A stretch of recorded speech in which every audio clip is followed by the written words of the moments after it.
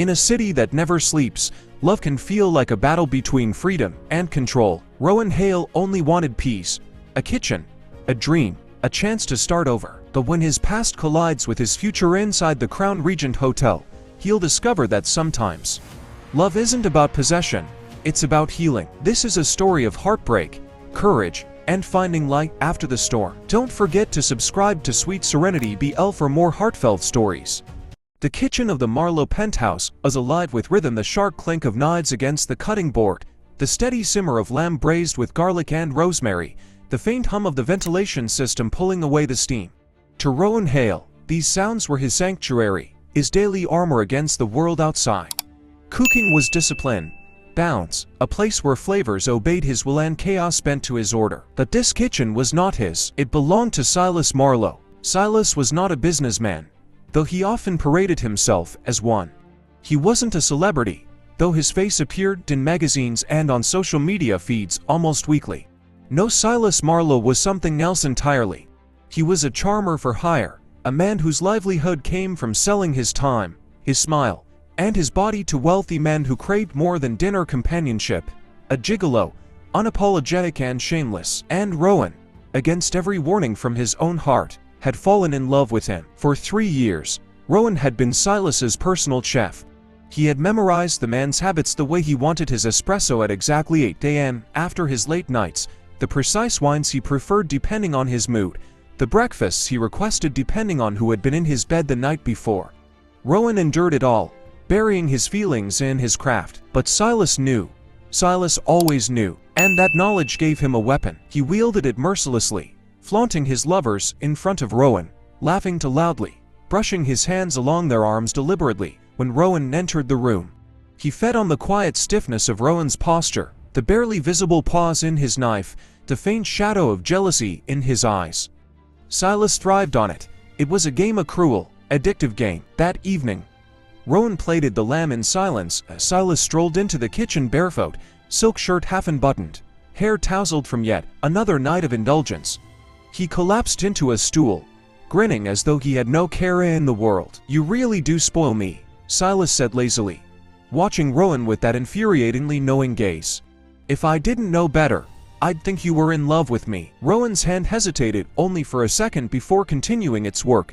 "I'm paid to cook, nothing more." Silas chuckled, leaning back, eyes glinting. "Oh, but we both know money isn't the only thing that keeps you here." The words stung, but Rowan swallowed the bitterness. He would not give Silas the satisfaction of seeing his reaction. The soft chime of the penthouse elevator interrupted the silence. Silas's grin widened as he rose, arms spreading like a performer on stage. "Perfect timing," he murmured. The door slid open to reveal Damien Cross, a tall, sharply dressed man whose presence filled the room with quiet authority. Damien's dark eyes swept the penthouse quickly, then lingered, not on the view, not on Silas, on Rowan. Rowan's pulse faltered as Damien's gaze lingered longer than it should have. Silas, of course, noticed. "Damien, my friend." Silas greeted, his charm flowing as effortlessly as water. "Come, sit. You must try Rowan's cooking, it's the best in the city." He turned deliberately, his smirk directed at Rowan. "My chef doesn't just serve meals, he serves art." Reluctantly, Rowan carried the plated lamb to the table, setting it before them. Damien's eyes didn't leave him, heavy with appraisal, as though Rowan were something more than a chef, something Silas had just placed on display. "You keep talent like this hidden away?" Damien asked after the first bite, his voice smooth, deliberate. "He should be in a 5-star kitchen, not in your penthouse." Silas laughed lightly, swirling his wine. "Oh, he's loyal. 3 years without a single complaint. Devotion like that isn't easy to find, is it, Rowan?" Rowan's chest tightened, but he kept his voice steady. "I cook because it's my craft, nothing more." "Still," Damien said, his eyes sharpening, "talent like his could be useful." Rowan stiffened. "Useful." The word sat heavy, like a chain being fastened around his wrist. Silas leaned forward, smirk widening. "Careful, Damien. He's mine." The words slipped out with playful cruelty, but Rowan heard the truth beneath them. He wasn't a person in Silas's eyes. He was an asset, a bargaining chip, a game piece. And Damien, Rowan realized with dread, wasn't admiring him, he was evaluating him. The air thickened, charged with an unspoken understanding between the two men. Rowan's heart thudded painfully in his chest. Whatever Silas was planning, it wasn't about food. It was about him. For the rest of the evening, Rowan barely spoke. He cleared plates, refilled glasses, listened as Silas and Damien slipped between laughter and hushed business talk. But he felt the weight of both their gazes on him. Silas's smirk of ownership, Damien's cold appraisal, and a knot of dread grew tighter with every passing minute. When the door finally closed behind Damien later that night, Rowan returned to the kitchen. He leaned against the counter, his breath shaking. He didn't know the details yet, but he knew one thing with certainty. Silas was about to use him for something far beyond cooking. And for the first time in 3 years, Rowan felt the dangerous whisper of rebellion. The morning after Damien Cross's visit, Rowan Hale entered the penthouse kitchen earlier than usual. He told himself it was because the freezer inventory needed checking, that the lamb cutlets required marinating, and that the sauces from the night before had to be restocked. But deep down, he knew the real reason. He couldn't sleep. His dreams had been troubled, replaying the looks that had passed between Silas and Damien. Those glances weren't casual, they weren't harmless. Rowan could still hear Damien's voice, smooth and deliberate, calling him useful. Useful. Not talented, not skilled, useful. The sound of footsteps echoed against the marble flooring, dragging Rowan out of his thoughts. Silas Marlowe appeared, dressed carelessly in a velvet robe, cigarette dangling from his lips. His hair was mussed, his face glowing with that effortless charm he wore like armor. "You're up early," Silas remarked, exhaling smoke lazily. "Could it be that our guest last night made an impression?" Rowan didn't respond. He focused on his chopping board, the knife moving with precise rhythm. Silas smirked. "Oh, come now. Don't play the stoic servant with me. I saw how Damien looked at you. Like a collector spotting a rare artifact." Rowan's jaw tightened. He was just being polite. "Polite?" Silas laughed, setting the cigarette down on a crystal tray. "Polite men don't ask about your career prospects. They don't lean forward like that when you place their plate in front of them." "No." Rowan. Damien was interested. Very interested. Rowan paused, knife still in hand. "And you seemed entertained by it." Silas moved closer, leaning against the counter. His smile widened, predatory and playful, all at once. "Entertained? No. Inspired." He tapped the counter lightly.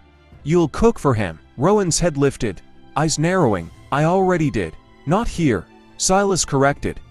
"At his house, a private dinner. Just the two of you." The words fell heavy, clattering louder than the pots and pans in Rowan's mind. He set down the knife slowly. "Why?" Silas shrugged, as though the answer were obvious. "Damien is a potential investor. He funds projects, backs ventures. He's interested in me and now, apparently, in you. A dinner cooked by my personal chef, it's the perfect gesture. Shows him I can share my treasures, that I'm generous." "Your treasures," Rowan repeated, the words tasting bitter on his tongue. "I'm not a bottle of wine, Silas. I'm not a gift to pass around." Silas tilted his head, studying him like one might study an amusing child. "Rowan, don't be dramatic. It's just dinner. You'll cook, he'll eat. Everyone leaves happy." But Rowan knew better. He had seen enough in Silas to understand what wasn't being said. This wasn't about food. This was about ownership, about Silas proving something to Damien that even the people closest to him could be used, traded, displayed. Rowan took a steady breath, his voice low. "And if I say no?" Silas's smile sharpened. "You won't." The silence stretched, broken only by the faint hum of the refrigerator. Rowan could feel the trap closing in. He wanted to argue, to remind Silas that he was a chef, not one of his lovers for hire. But Silas's confidence was unnerving, suffocating. As though sensing his hesitation, Silas leaned closer, his voice dropping to a whisper. "You've stayed by my side for 3 years, Rowan. Through everything.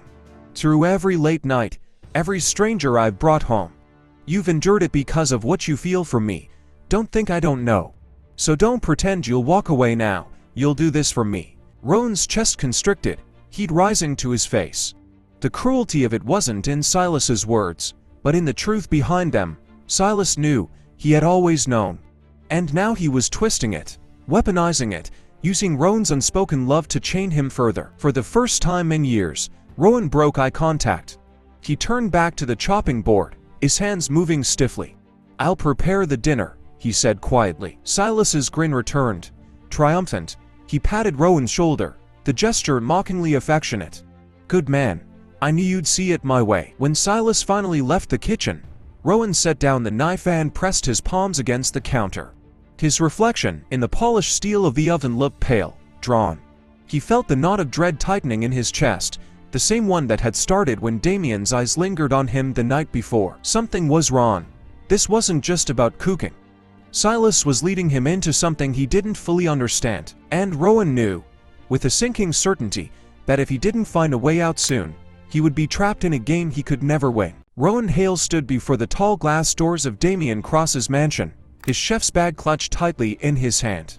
He told himself it was just another dinner, just another kitchen to command for a night. Yet his stomach twisted, and his hands trembled in ways that betrayed his calm facade. It wasn't the cooking that unsettled him, it was the man waiting inside. The butler greeted him politely, leading him into a kitchen that was a chef's dream: sleek marble counters, state-of-the-art appliances, a pantry stocked like a luxury market.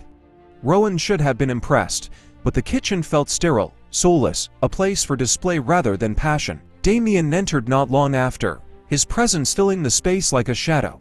He was dressed impeccably in a dark suit, but his eyes were sharper than his tailoring eyes that assessed rather than admired. "Rowan," Damien said smoothly, as if they were old acquaintances. "Silas was right, you have an aura of discipline about you.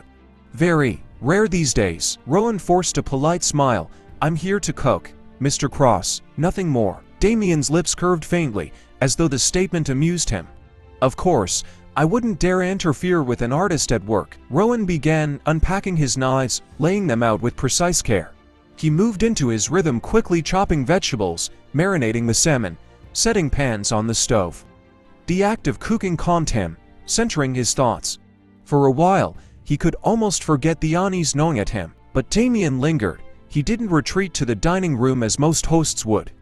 Instead, he leaned against the counter, watching Rowan with unsettling intensity. "Tell me," Damien asked after a long silence, "how long have you worked for Silas?" 3 years, Rowan replied curtly. "And in all that time," Damien continued, "you've never considered working for someone else, someone who might actually value you?" Rowan's hand stilled on the cutting board. "I value my craft, that's enough." Damien chuckled, low and knowing. "Craft won't protect you, Rowan, not in this city. Men like Silas, they use loyalty until it runs dry. You must know he parades you, not because he respects you, but because he enjoys owning you." The words cut deeper than Rowan expected. He had told himself the same truth many nights, but hearing it, the loud spoken so casually by Damien, made the wound raw. Rowan kept his eyes on the pan, refusing to give Damien the satisfaction of a reaction. "My relationship with Silas is professional." Damien leaned closer, his voice dropping. "Is it? He told me you'd cook for me tonight." But his smile said more. His smile said you were another one of his gifts. Rowan's chest tightened. The knife in his hand suddenly felt heavier, his pulse louder. "I came here to cook," he said firmly. "That's all I will do." Damien's gaze sharpened. Predatory. "And what if I asked for more?" The air thickened, suffocating. Rowan glanced at the door, calculating the distance, his mind racing. He had been right, this dinner wasn't about food. It was about Silas proving he could offer even the one person closest to him as a bargaining chip. Rowan forced a calmness into his voice. "Then I would refuse." Damien's smile turned cold. Refusal isn't wise when men like Silas make the arrangements. Rowan's heartbeat quickened, but outwardly he remained composed. He stirred the sauce, plated the salmon, moved as though nothing had changed. But inside, he was planning every step, every possible exit. Dinner was served in the lavish dining room. Damien sat at the head of the table, savoring the food with slow, deliberate bites. Rowan stood nearby, hands folded, waiting to clear plates. "You're talented," Damien admitted finally, "too talented to waste in Silas's cage. But talent without power is nothing, you should remember that." Rowan's lips pressed into a line. "And power without integrity is emptiness." Damien's eyes flashed with something unreadable: surprise, annoyance, maybe even respect, but he said nothing. The moment the butler stepped into the room to refill wine, Rowan saw his chance.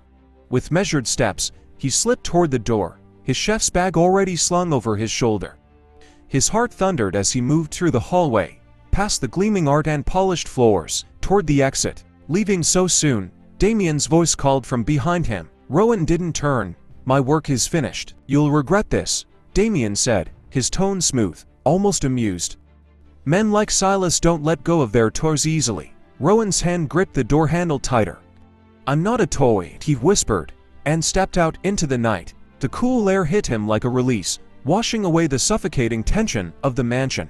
He walked quickly, then faster, until he was almost running down the quiet street. He didn't know where he was going. He only knew he had to get away from Silas, away from Damien, away from the cage he had allowed himself to stay in for too long. His feet carried him through the city, past the nose and neon lights, until he reached the glowing facade of the Crown Regent Hotel, the most prestigious five-star hotel in town. It stood like a beacon of another world, elegant, powerful, untouchable. Rowan stopped at the entrance, chest heaving, eyes drawn to the golden crest on the glass doors. He didn't know why he had come here, perhaps instinct, perhaps desperation. But as he stood there, catching his breath, he felt something stir inside him for the first time in years. Hope, and fate, it seemed, was about to open the door. Rowan Hale stood outside the towering glass doors of the Crown Regent Hotel, his chest still heaving from his hurried escape. The gold crest gleamed under the night lights, a silent promise of sanctuary. For years, he had walked past this building, admiring it from afar, the place where the city's elite dine, where Michelin-starred chefs created art. It had always felt untouchable, a world meant for people braver, freer, more deserving than him. But tonight, his feet had carried him here as if guided by something larger than desperation. He stepped inside. The lobby spread out before him in polished marble and chandeliers that sparkled like constellations. Guests in evening wear glided through the space, their laughter muffled under the soft notes of a grand piano. Rowan, with his worn chef's badge slung across his shoulder, felt like an intruder in a cathedral. And then he saw him. Alistair Grant, the hotel's owner, was instantly recognizable. His name was etched into the very foundation of the city. Tall, posed, with dark hair silvering slightly at the temples, Alistair exuded quiet authority. Unlike Silas's flamboyant charisma or Damien's sharp-edged arrogance, Alistair's presence was calm, grounded, and commanding without effort. He noticed Rowan immediately. Noticed the disheveled shirt, the anxious eyes, the way Rowan clutched his bag like a lifeline.